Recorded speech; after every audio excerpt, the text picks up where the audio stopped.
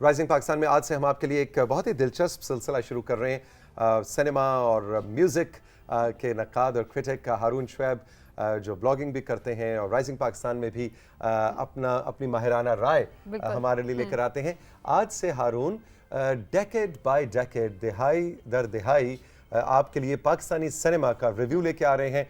और आज हम किस दिहाई पे बात कर रहे हैं? आज हम जी 50s की बात करें कि 50s में पाकिस्तानी फिल्म इंडस्ट्री कैसी थी।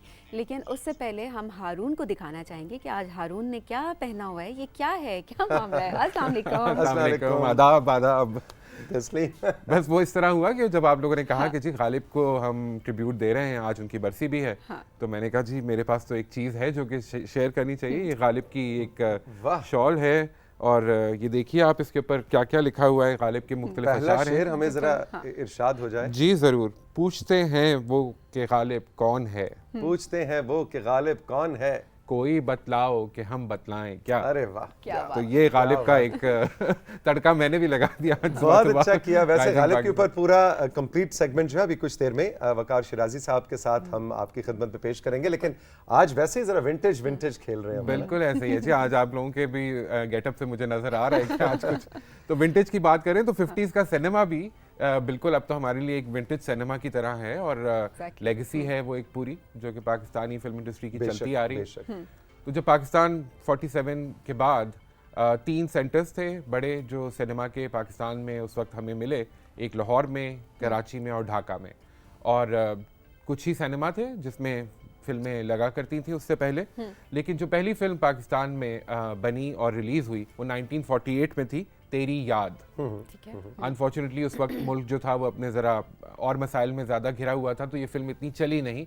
लेकिन बहरहाल ये याद रखने की बात है कि ये पाकिस्तान की पहली फिल्म जो थी वो थी तेरी याद।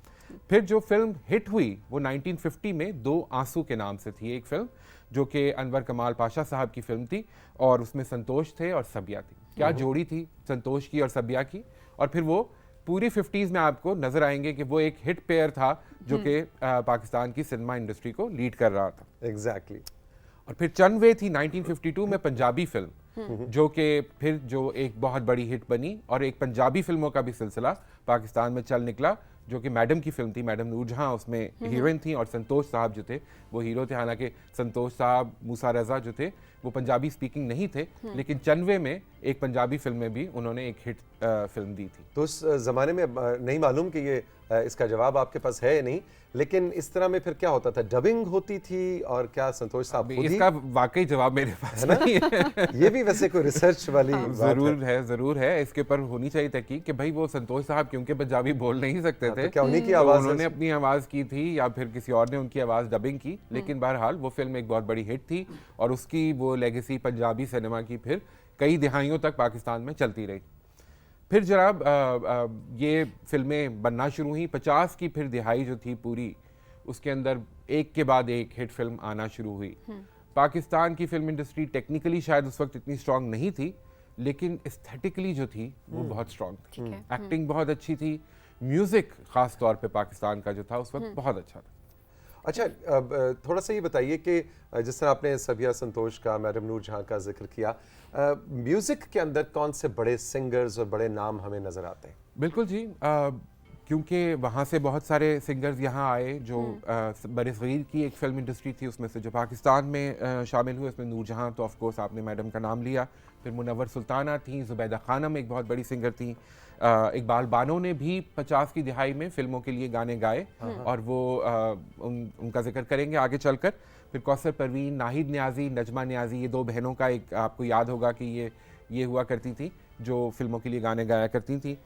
और मर्दों में मेहदी हसन खान साहब थे और अहमद रुश्दी ने भी 50 की दिहाई में अपने करियर का आगाज कर दिया था। अच्छा। तो अहमद रुश्दी साहब भी मंजर आम पर आ गए थे। सलीम रजा थे जो कि बहुत अच्छे सिंगर हैं और उन्होंने भी बड़े खूबसूरत गाने दिए। आपको याद होगा 50s में ही एक गाना था, शाहे मदीना यसरब के वाली। बिल्कुल वो सलीम रजा साहब की आवाज़ में है और वो बड़ा खूबसूरत गीत उन्होंने एक फिल्म के लिए पढ़ा।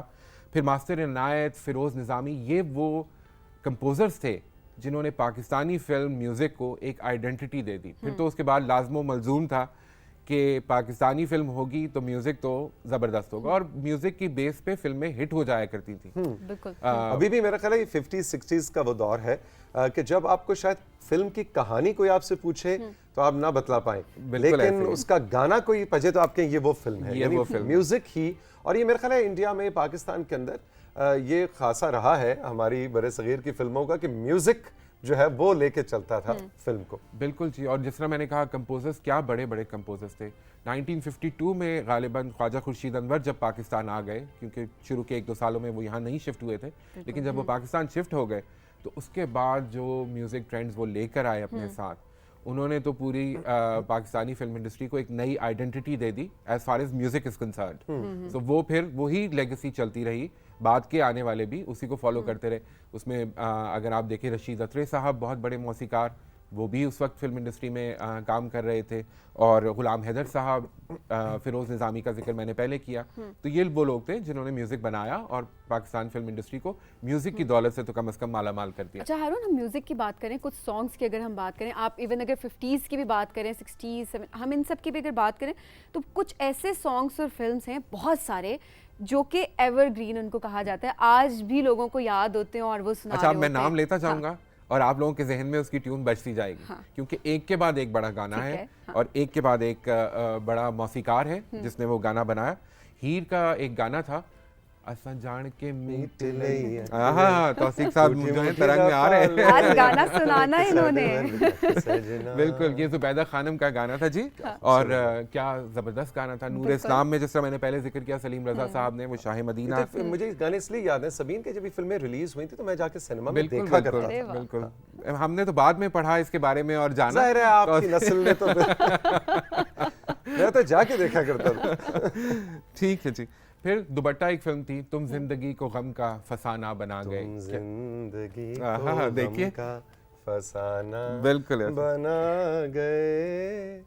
7 लाख एक फिल्म थी जिसका एक गाना है, आए मौसम रंगीले सुहाने। अरे वाह, ये तौसीक सुनाएंगे। जी, नहीं, ये तो ये सबीन तो जैसे सुनाएंगे। तो तुमने अरे वाह कहा है, इसका आता है मतलब है आपको ये सबीन को भी आता है ना। Do you know ये the हम song? सबका फेवरेट जरूर है, लेकिन आवाज हमारी इतनी अच्छा जी, अच्छी हल्का नहीं सा है, तो शुरू करें, मैं आपका start साथ करें। देता कौन सा? आए मौसम रंगीले सुहाने। मैंने कहा बच्चों, हूं। नहीं बच सकती।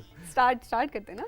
आए मौसम रंगीले सुहाने, जिया नहीं माने, बिल्कुल कुछ जी। लेके आजा बालमा। वाह वाह सबीन, ओ, इंसान हिम्मत करे तो क्या नहीं हो है ना? सकता। गाने- सबीन भी गाना आज सुना गाना सकती गा है। लिया, देखिए। फिर अनारकली, क्या फिल्म थी और क्या म्यूजिक था। एक से एक गाना बड़ा, बावरी चकोरी करे वाह। दुनिया से चोरी चोरी चंदा से प्यार, फिर जो निगाह यार कहे मान मान जाइए, जाइए। सदा हूँ अपने प्यार की, क्या बात। मैडम की आवाज़, और ये गाने सदा बहार हो गए।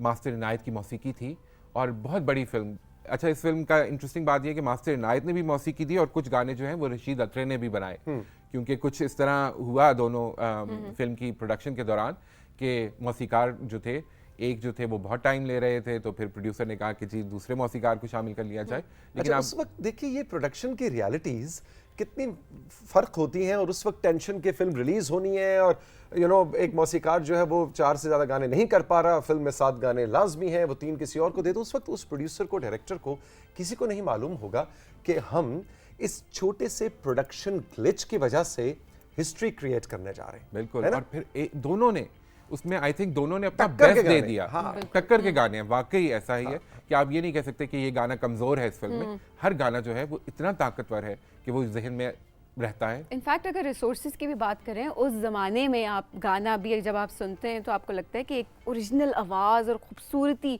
कोई उसके अंदर आपको एरर नज़र नहीं आता। अब हम सभी लेटेस्ट इक्विपमेंट्स की देखिए, भी वो बात लोग करें, इतने बेशक। जीनियस थे कि ख्वाजा खुर्शीद अनवर का कहा जाता है कि वो म्यूजिकल इंस्ट्रूमेंट्स तो हर कंपोजर जो है वो रिकॉर्ड करता है, वो जो एको होती थी वो रिकॉर्ड करते थे। एग्जैक्टली। वो कहते थे कि म्यूजिकल इंस्ट्रूमेंट जब बज गया, उसके बाद जो उसकी हल्की सी एको जो उसकी गूंज आ रही है, मुझे वो भी रिकॉर्ड करनी है, क्योंकि वो जो है वो मेरे फिल्म के गाने के मूड के हिसाब से है। तो वो भी रिकॉर्ड किया करते थे। बिल्कुल बिल्कुल वो बिल्कुल जो इसी तरह। जारी है That वो sound भी was important। उनके लिए वो पूरा कैरेक्टर था। बिल्कुल ऐसे ही। तो वो मूड भी क्रिएट करता था, वो एम्बियंस क्रिएट करता था, वो एक नॉस्टैल्जिया जो अभी तक हमें हॉन्ट करता है, वो इन्हीं वजूहात की बिना पर है। फिर नींद फिल्म थी मैडम की और असलम परवेज साहब की, तेरे दर पर सनम चले आए। बाद में पड़ोसी मुल्क ने भी इस गाने को काफ़ी बिगाड़ा, लेकिन ये है कि ये जो ओरिजिनल था ये तू ना आया तो हम चले आए, ये वहाँ पे बिल्कुल मैडम की आवाज़ में बहुत खूबसूरत गाना है, ज़रूर सुनिए अगर मौका मिले तो।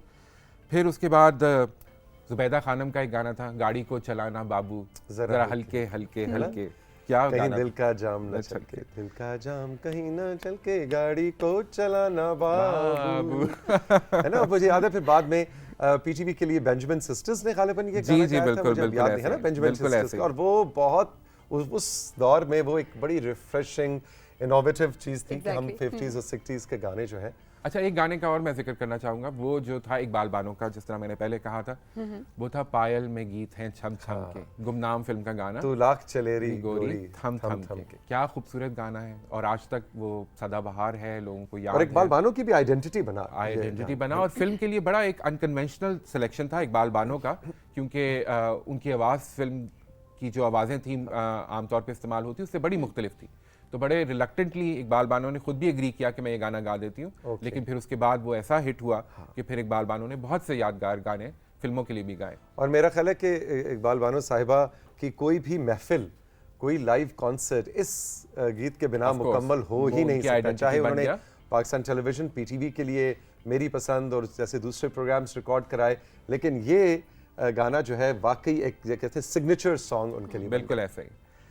और फिर उसके बाद कोयल है, जिसकी हम अभी बात करेंगे कि कोयल भी एक बहुत बड़ी फिल्म थी और उसके बड़े गाने थे।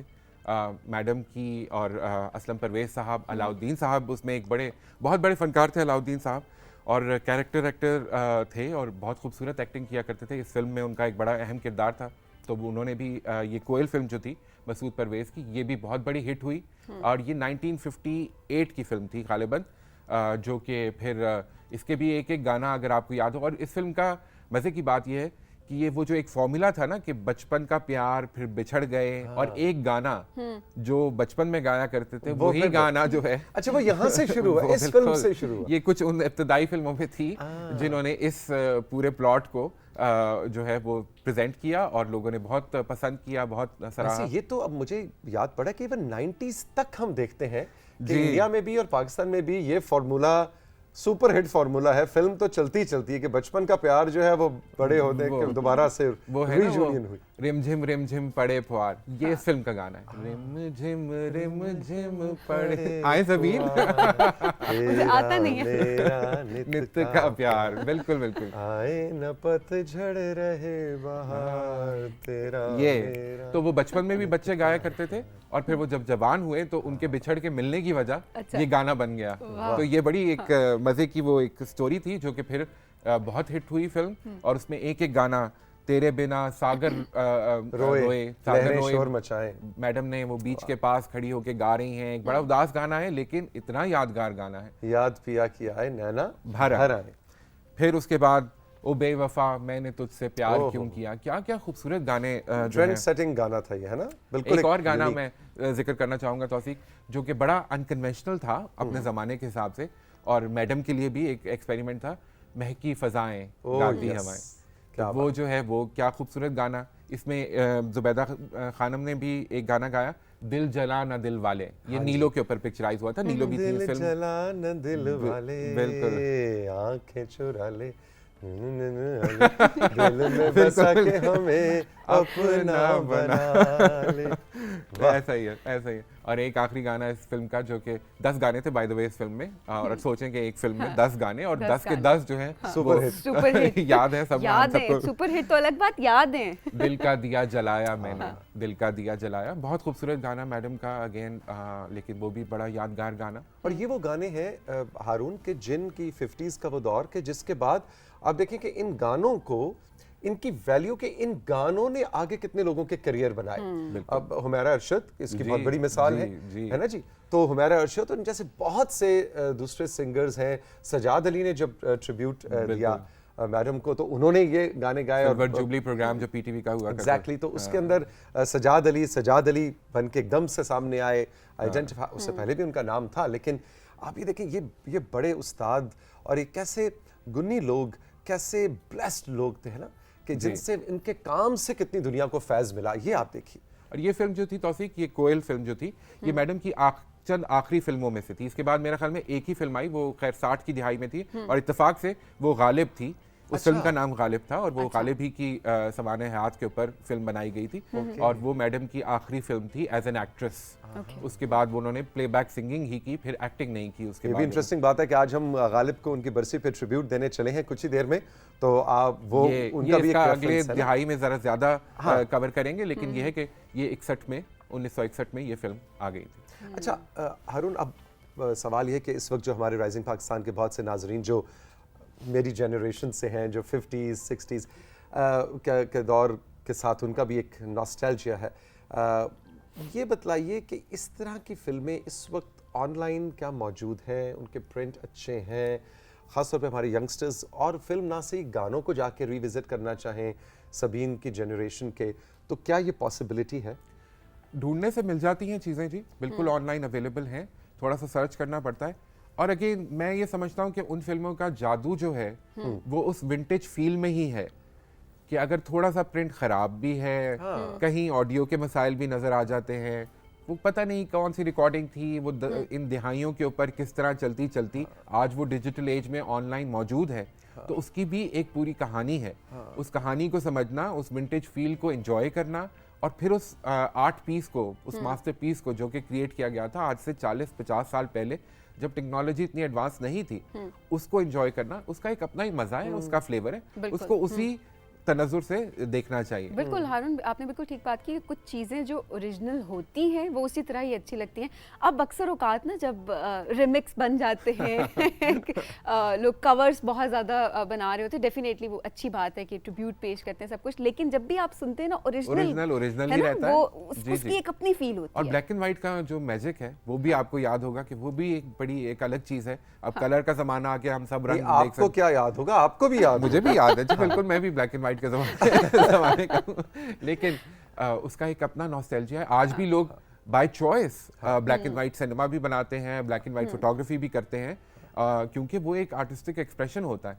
तो ऐसा नहीं है कि अब रंग आने के बाद। मैंने देखा है कि इवन हमारे जो अब स्मार्टफोन पे जो सेल्फियां जो खींचती है, उसमें पिछले दिनों में देख रहा था बड़ा ट्रेंड आया था कि तस्वीर तो आपने ज़ाहिर कलर्ड खींची, उसके बाद उसको ब्लैक एंड व्हाइट का फिल्टर लगाया और अपनी डीपी बना दी। बिल्कुल। सो मतलब ब्लैक एंड व्हाइट का जो अपना एक ग्रेस है, रोमांस है, वो कलर में नहीं है। बिल्कुल ऐसे ही है। यही वजह है कि पाकिस्तान टेलीविजन, हम पीटीवी भी अब अपने कोई पुराने ऐसे हम ड्रामे लगाते हैं जो कि ब्लैक एंड वाइट हैं, जैसा कुछ अर्सा पहले अलिफ नून या बिल्कुल 50-50 या ऐसे उनकी फील है, और उनकी 50-50 तो खैर कलर था, लेकिन अलिफ नून ऐसे तो उनका हमारे व्यूअर्स की तरफ से भी बहुत ज़बरदस्त रिस्पांस आता है कि हाँ जी आपने ब्लैक एंड वाइट की चीज़ लगाई। तो ये है कि कलर आप जितना मर्जी कर लें वो मुकाबला नहीं है जी। बिल्कुल ऐसे ही है। तो ब्लैक एंड व्हाइट का एक अपना नॉस्टैल्जिया है, रोमांस है, उसको भी एंजॉय करना ज़रूरी है।